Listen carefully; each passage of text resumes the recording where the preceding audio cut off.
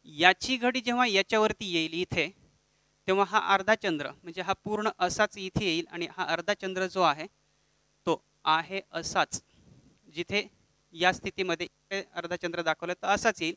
आणि जेव्हा याची घडी याच्यावरती येईल तेव्हा हा जो बिंदू आहे तो इथे येईल. त्यामुळे हा जो भाग आहे तो इकडे असा येईल, मात्र चंद्र जो आहे तो असा दाखवला जाईल. आता फक्त चंद्रावर फोकस करायचं की इथे हे पाहायचं, तर याच्या चंद्र इथे दिसतोय आणि म्हणून उत्तर 4. बाकीचे चिन्ह तपासण्याची गरज नाही, सगळे चिन्ह ते घरी आल्यावरती तपासायचे. पुढचा प्रश्न घेऊयात.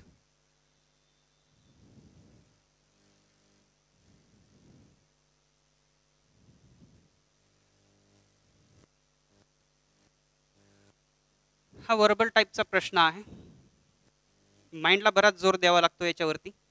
प्रश्न असा विचारलाय की पूर्णतः वेगळी जीवनशैली असलेल्या तरुणांकडून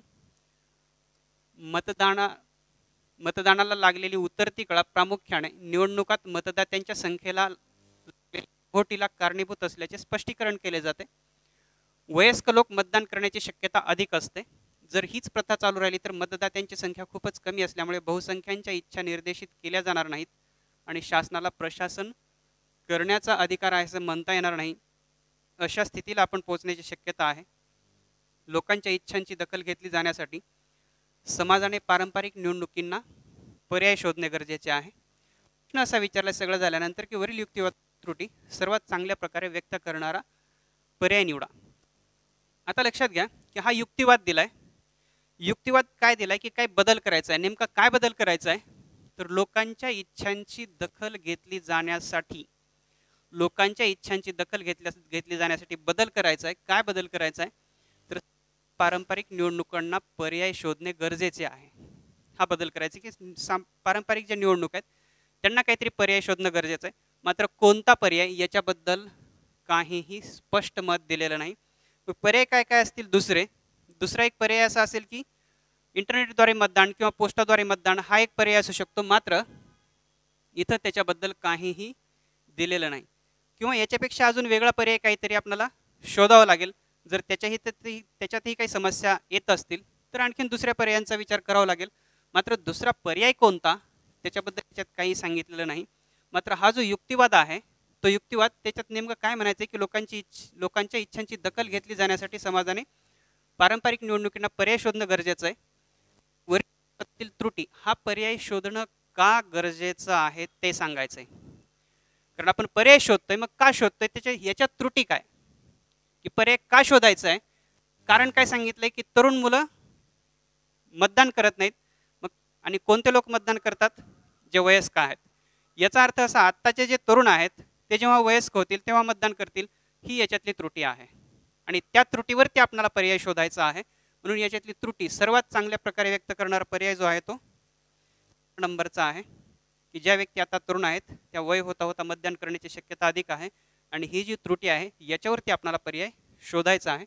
अर्थात वरचे याच्या इतके बरोबर येणार नाहीत आणि म्हणून पर्याय क्रमांक सर्वात योग्य असलेला 4 नंबरचा आहे. पुढे जाऊयात.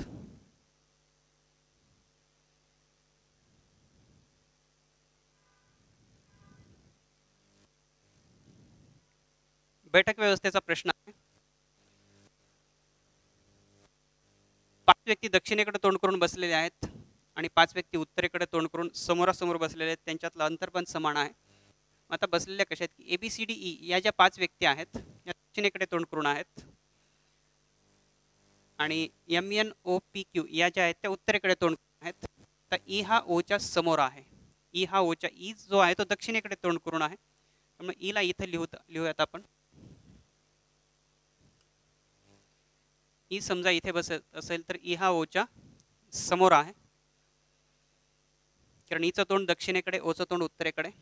2 नंबर सी आणि एन एकमेकांच्या कर्णरेषेत आहेत. सी आणि एन एकमेकांच्या कर्णरेषेत म्हणजे या लाईनमध्ये सी जर इथे असेल तर एन इथे, किंवा सी या लाईनमध्ये इथे असेल तर एन इथे. कर्णरेषेमध्ये असे तिरकस आले पाहिजेत. मात्र आत्ताच त्यांना नाही बसवता येत आपल्याला. सुरुवातीला जितकं आपल्याला सहजतेने ज्यांना बसवता येतं ते अगोदर बसवू. लॉजिक नंतर लावूयात. बी जो डीच्या डावीकडे लागून आहे.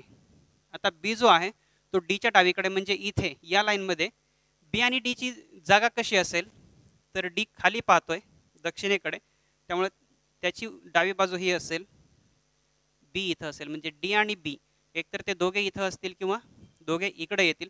आत्ताच त्यांना त्याची जागा नाही. बी जो डीच्या डावीकडे लागून आहे क्यूच्या समोर आहे. बी जो आहे तो क्यूच्या समोर आहे, म्हणजे क्यू इथे असेल, अशी स्थिती असेल. पुढे पाहूयात.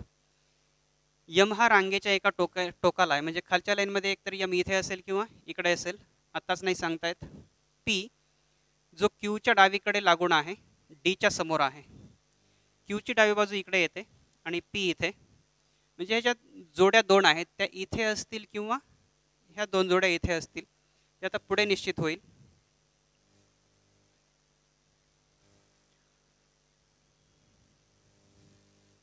आता इथे यम हा रांगेच्या टोकाला आहे असं म्हटलंय. आपण इथे एकच जोडी बसवली, आणखीन किती येतील, 4 येतील, त्यातले हे 2 आहेत.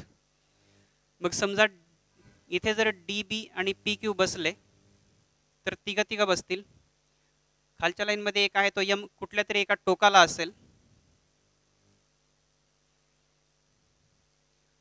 आणि सी आणि यन एकमेकांच्या कर्णरेषेमध्ये, म्हणजे खालच्या लाईनमध्ये एक लक्षात येत आहे की यम आणि यन हे टोकाला आहेत.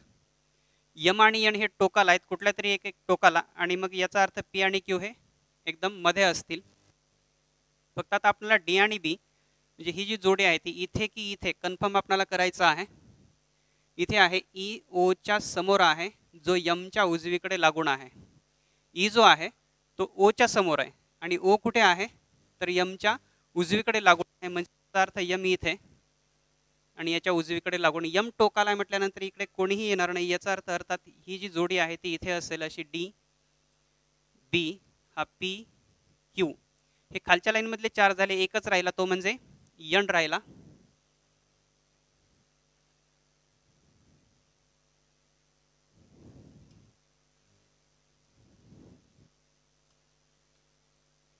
हा जो यन आहे हा इथे ई ओ, इथे यम, इथे आपला डी होता, इथे बी, इथे पी आणि इथे क्यू. 4 जण आले तिथे, एकच राहिला तो ए आणि इथे असेल. सी आणि एन कर्णरेषेच्या विरुद्ध बाजूला, आणि म्हणून एकच वरती राहिला तो म्हणजे ए इथे असेल. मग आता याच्यावरती काही प्रश्न विचारू द्या. प्रश्न काय विचारलाय, बी हा ईच्या जागेवर गेला. जागा चेंज करूयात आपण त्यांची. बी जो आहे तो ईच्या जागेवर गेला, बी इथे आला समजा. ई हा क्यूच्या जागेवरती, ई इथे आलाय, ई हा क्यूच्या जागेवरती, आणि क्यू हा बीच्या जागेवरती गेला. क्यू जो आहे तो इथून इथे आला. आता जागा चेंज झालेल्या आहेत. तर ओच्या समोरील, ओच्या समोर कोण आहे, ओच्या समोर बी आहे. ओच्या समोरील व्यक्तीच्या डावीकडून बी दक्षिणेकडे पाहतो, त्यामुळे त्याची डावी बाजू पलीकडे असेल. डावीकडून दुसरी व्यक्ती कोण असेल, डावीकडून ही डी पहिली आणि क्यू ही दुसरी व्यक्ती. त्यामुळे उत्तर आपलं क्यू, पर्याय क्रमांक 1 बरोबर. पुढे जाऊयात.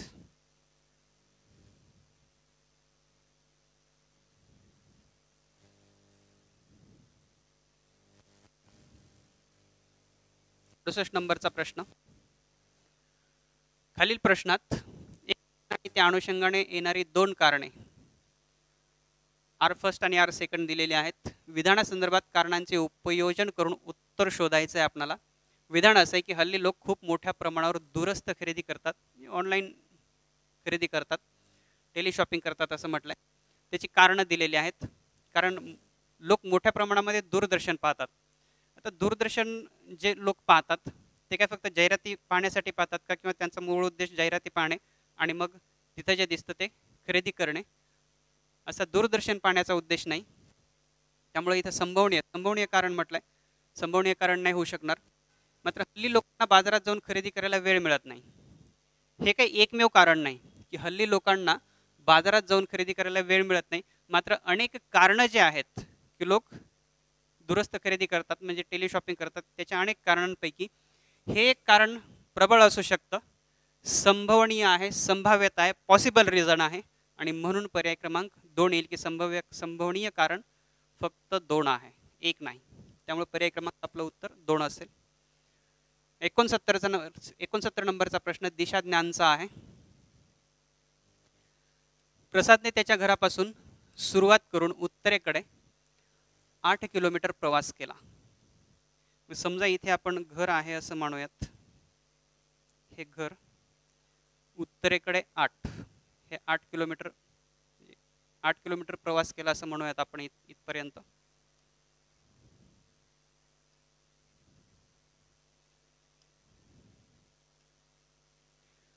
ही रेषा जी आहे ती 8ची आहे असं समजूयात.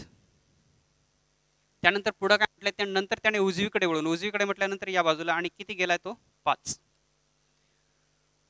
किलोमीटर प्रवास केल्यानंतर पुन्हा उजवीकडे वळून 4 किलोमीटर प्रवास केला. नंतर पुन्हा उजवीकडे वळून 4, हे 4 मानूयात.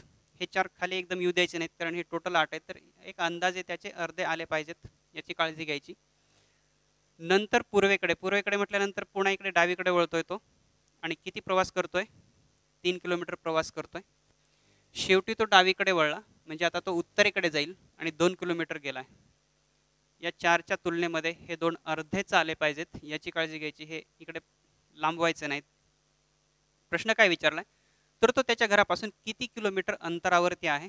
म्हणजे आता प्रश्न आपल्याला विचारलाय त्यांनी, तो म्हणजे हे अंतर काढायचंय. हे अंतर काढायचंय आणि यासाठी आपल्याला पायथागोरसचा प्रमेय यूज करावा लागेल, जो सगळ्यांना माहिती आहे. पायथागोरसचा प्रमेय मी काही इथं मांडत बसत नाही. आणि पायथागोरसचा प्रमेय वापरायचा असेल तर आपल्याला काटकोन त्रिकोणाची आवश्यकता. इथे काटकोन त्रिकोण बनतोय. हे अंतर 5 + हे 3, 5 + 3 म्हणजे 8 आहे. आणि हे अंतर हे जे इथपर्यंत आहे हे 4 आणि हे 4 टोटल 8 आहे, म्हणजे हे पण 4 असेल. आणि हे 4 + 2 हे किती होतील, हे 6. म्हणजे आपल्याला पायथागोरसच्या प्रमेयानुसार 8चा वर्ग आणि 6चा वर्ग करायचा आहे. म्हणजे 64 आणि 36 100 होतील. आणि याचं जे वर्गमूळ असेल ते अंतर 10, पर्याय क्रमांक 3 त्याच्यापासून. आणि घराचं जे अंतर असेल ते 10 मीटर, किलोमीटर, जे काही पुढे एकक दिलेले असतील ते. पुढचा प्रश्न,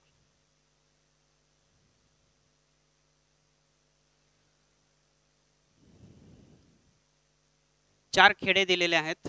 त्यामध्ये 6200 ग्रामस्थ राहतात आणि त्यांच्या अतिप्रिय रंगासंबंधात सर्वेक्षण केलं तर बी खेड्यातील 50% लोकांचा लाल हा रंग अतिप्रिय आहे, तर इतर खेड्यातील किती लोकांचा तोच अतिप्रिय रंग आहे. आता एक लक्षात घ्यायचं आहे की इथं सगळ्यांचे दिले की टोटल जे 6200 आहेत त्यापैकी लाल रंग पसंत करणारे 20% आहेत एकूणपैकी. जर खेड्यांचा विचार केला तर बी खेड्याबद्दल माहिती दिलेली, जे 23% लोक आहेत बी खेड्यामध्ये, म्हणजे टोटल 6200 पैकी 23% लोक बी खेड्यामध्ये राहतात आणि त्याच्यातले अर्धे लोक 50% लोक सांगितले, म्हणजे अर्धे लोक हा लाल रंग पसंत करतात. आणि प्रश्न असा विचारलाय तर इतर खेड्यातील किती लोकांचा तोच अतिप्रिय रंग आहे. म्हणजे हे 23%तले अर्धे सोडून इतर जे असतील, टोटल जे लाल रंग पसंत करणार आहेत त्यातले वजा करायचे कोणते, या बी मध्ये जितके लोक आहेत त्याचे अर्धे. मग आता सोडवत असताना प्रश्न म्हणजे परीक्षेमध्ये शॉर्टकटनी जात असताना काय करायचं की याच्यातले अर्धे लोक काढायचेत, तर 6200चे 23% काढत नाही बसायचं. या 23%चे अर्धे करायचे. 23%चे अर्धे किती, 11.5%. त्यानंतर जर टोटलचा विचार केला तर 20% म्हणजे 6200 पैकी 20% लोक हे लाल रंग पसंत करतात. मात्र या 20%मध्ये याच्यातले 11.5% आलेले आहेत. त्यामुळं बाकीचे आपल्याला राहिलेले सांगायचे 20 मधून याचं आणि मग बाकीचे जे लोक राहिलेले आहेत ते एकूणपैकी 8.5% लोक असे आहेत की त्यांना लाल रंग पसंत आहे. आणि मग हेच फक्त काढायचं 6200चे 8.5% एवढेच काढायचे आहेत. त्यामुळे इथला जर आपण 0 काढला म्हणजे पॉईंट काढला तर इथे एक 0 द्यावा लागेल. म्हणजे 6285 आणि हे खाली 1000 होतील. हे 2 0 आणि हे 2 0 कटतील. यांचा गुणाकार करून त्याला 10 ने भाग दिला तर उत्तर मिळेल आपल्याला 527, पर्याय क्रमांक 2. पुढचा प्रश्न घेऊयात. 71 नंबरचा प्रश्न. जर 28 मीटर व्यासाचे वर्तुळाकार मैदान असेल, त्याभोवती 7 मीटर रुंद रस्ता असेल, तर रस्त्याचे क्षेत्रफळ किती, असा प्रश्न आहे. हे मैदान आहे समजा 28 मीटर व्यासाचं, टोटल 28 हे मैदान आहे आणि याच्या भोवती हा रस्ता आहे 7 मीटर रुंद असलेला, म्हणजे हा भाग 7 आहे आणि हा पण भाग 7 आहे. आता जर समजा आपण या संपूर्णचं क्षेत्रफळ काढलं, संपूर्णचं या भागाचं संपूर्णचं मैदानासहित ते येईल, तर हा जो व्यास आहे हा व्यास किती होईल टोटल, तर या सगळ्यांची बेरीज होईल, म्हणजे 14 आणि 28 टोटल व्यास जो असेल हा सगळा व्यास तो 42 मीटरचा असेल. आणि वर्तुळाच्या क्षेत्रफळाचं सूत्र असं आहे पाय आर वर्ग. पायची किंमत जी आहे, पायची किंमत 22/7 गुणिले आर वर्ग, म्हणजे आता इथं आर म्हणजे त्रिज्या असते. जर व्यास 42 असेल तर त्रिज्या किती असेल, 42 चे अर्धे 21, म्हणजे 21 गुणिले 21, 21 चा वर्ग, 21 गुणिले 21. मग हे सोडूयात, सगळ्यांचं आपल्याला क्षेत्रफळ मिळेल या सगळ्याचं म्हणजे मैदानासहित. 7 त्रिक 21, 21 त्रिक 63, 63 गुणिले 22 1386 येतं. आता हे सगळंच आलं, याच्यामध्ये कशाचं आलं, या 1386 वर्तुळाकार मैदानाचं पण आहे. आता वर्तुळाकार मैदानाचं त्या टोटलमधून मायनस करूयात, राहिलेलं रस्त्याचं असेल. मग फक्त एवढंच पाहायचं मैदानाचंच. मैदान त्रिज्या किती असेल, जर व्यास 28 तर त्रिज्या 14 असेल. मग आपण मैदानाचं काढूयात 22/7, हेच सूत्र वापरायचं आहे. आर वर्ग म्हणजेच 14 गुणिले 14, 7 दोन्ही 14, 14 दोन्ही 28, 28 गुणिले 22 616 येतं. आणि यांची वजा बाकी जी असेल ते असेल रस्त्याचं क्षेत्रफळ. हे 7 13 मधून 6 गेले 7, 770 चौरस मीटर. पर्याय क्रमांक 2 बरोबर असेल. पुढे जाऊयात. शेतातील तण काढण्यासाठी 5 मजुरांना 22 दिवस लागतात, तेच काम करण्यासाठी 15 दिवस लागतात. काही सोपे असतात, अनेक कठीण प्रश्नांमध्ये एखादा प्रश्न सोपा देतात, तसा हा सोपा आहे. याला काही वेगळं लॉजिक वगैरे लावण्याची आपल्याला आवश्यकता नाही पडत. इथं प्रश्न हा न सोडवता पण आपल्याला सुटेल, कारण 5 मजुरांना 12 दिवस लागतात. जर मजुरांची संख्या वाढत असेल तर दिवस कमी लागतात. हे व्यस्त चलनाचं उदाहरण आहे. मग मजुरांची संख्या 3 पटीने वाढली, याचा अर्थ दिवससुद्धा 3 पट कमी लागले पाहिजेत. म्हणजे 12 पेक्षा कमी असलेला फक्त एकच ऑप्शन आहे 4, 2 नंबरचा पर्याय, 4 दिवस. त्यामुळे सरळ सरळ इथं म्हणता येईल आपल्याला की 4 दिवस लागतील. जर समजा सोडवायचं असेल तर 5 आणि 12 यांचा जितका गुणाकार येतो तितकाच हे 15 आणि पुढे दिवस यांचा गुणाकार असतो. व्यस्त चलनामध्ये गुणाकाराची किंमत समान असते, समचलनामध्ये भागाकाराची किंमत समान असते. म्हणून डायरेक्ट जर सोडवायचं असेल तर 5 12 आणि हे भागिले 15, 5 त्रिक 15, 3 चोक 12, 4 दिवस. म्हणून पर्याय क्रमांक इथे 2 बरोबर येईल. पुढे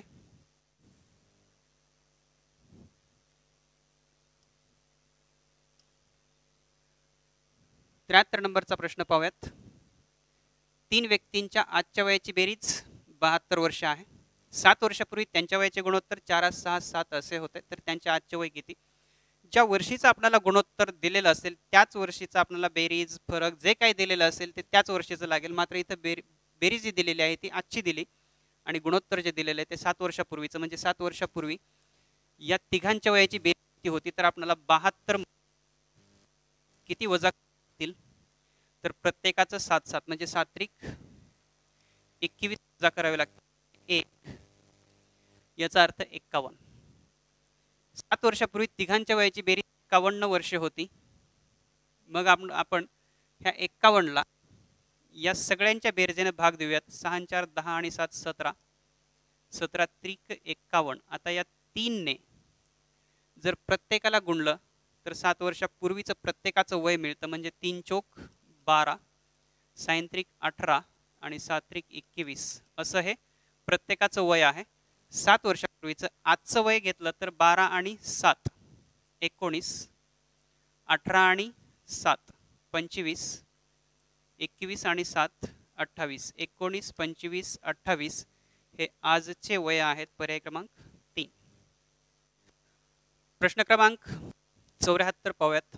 74 मध्ये प्रश्नामध्ये म्हणजे ऑप्शनमध्ये चूक दिसते, कारण जे उत्तर येतं ते ऑप्शनमध्ये दिसत नाही. मी बऱ्याच गणित तज्ज्ञांशी पण चर्चा केली, पण त्यांचं उत्तर जे आहे ते 4 येतं. यूट्यूबवरती पण काही जणांचे लेक्चर्स पाहिले स्पष्टीकरणाचे. ते स्पष्टीकरणाचे लेक्चर याच्यासाठी पाहिले की मला 74 नंबरचं स्पष्टीकरण पाहिजे होतं की काय स्पष्टीकरण देतात, पण त्यांचे उत्तर 551.25च येतं. मात्र माझ्या पद्धतीनं ते उत्तर येऊ शकत नाही. मग पाहूयात आपण आपल्या पद्धतीनं. तर आता लक्षात घ्या, 6% दर आहे, म्हणजे 12 महिन्याला 6%. मात्र प्रश्नात दिले 10च महिने. मग 12चे जे 6 आहेत ते अर्धे होतात. याचा अर्थ प्रत्येक महिन्याला अर्धा टक्के दर आहे. जर महिन्याचा विचार केला तर महिन्याचा विचार आपण याच्यासाठी करतो की कारण 10 महिने दिलेले आहेत, महिन्यामध्ये दिलेले आहे मुदत. मग 10 महिन्याचे किती होतील? प्रत्येकाचे अर्धा. याचा अर्थ 10चे अर्धे करायचे 5%. मग आता जे 6% ते बाजूला ठेवायचे आणि 5% दर आहे असं समजा. तर 5% सूट मिळालेली आहे, म्हणजे टोटल सूट. पर्सेंटेजमध्ये 5%, मात्र टोटल सूट 26.25 सूट मिळते. आता जेव्हा सूट दिली जाते तेव्हा ती एकूण बिलावर असते. असं नाही की बिलातून काही बाजूला काढले आणि मग त्याच्यावरती काही टक्केवारी, असं नाही. तर टोटल बिल पहिल्यांदा समोर आहे, जे काय असेल बिल टोटल ते, आणि त्याच्यावरती ते 5% बाजूला काढलेले आहेत. त्याच्यातून 5% म्हणजे 26.25 कमी केलेले आहेत. मग ती पूर्ण रक्कम म्हणजे 26.25 सहित पूर्ण रक्कम किती येते ते पाहूयात अगोदर आपण, आणि ती जी रक्कम असेल ते आपलं उत्तर असेल. मग हे जे 5% आहेत ते 26.25 आहेत. 5% जे आहेत ते 26.25.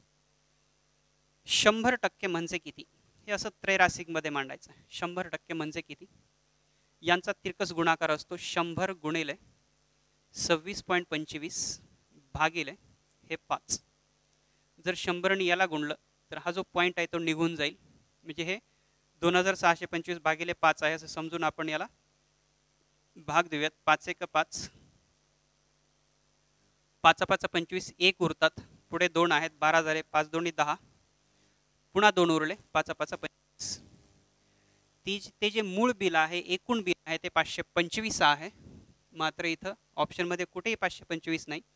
मग आता 551 बाकीच्यांनी उत्तर कसं दिलं, तर 525 मध्ये हे 26.25 मिळवल्यास प्लस केल्यास मग 551.25 असं येतं, आणि हे एकूण बिल. पण एकूण बिल हेच येतं 525 म्हणजे 525 एवढंच बिल येतं. याचा काही संबंधच नाही, याच्यात परत मिळवायची गरजच नाही. त्या व्यक्तीनं बिल किती भरलं असेल तर 525 मधून हे 26.25 वजा केले, त्यातून त्याला सूट मिळते, म्हणजे त्याने 498.75 एवढं बिल भरलं असेल, आणि त्या 498.75 मध्ये हे मिळवल्यास आपल्याला हे मिळतं. याच्यात मिळवण्याची गरजच नाही पडत, कारण हेच मूळ बिल आहे 525. त्यामुळं हा प्रश्न कॅन्सल होऊ शकतो जर अनेकांनी क्लेम केला तर. पुढे जाऊयात. 75 नंबरचा प्रश्न.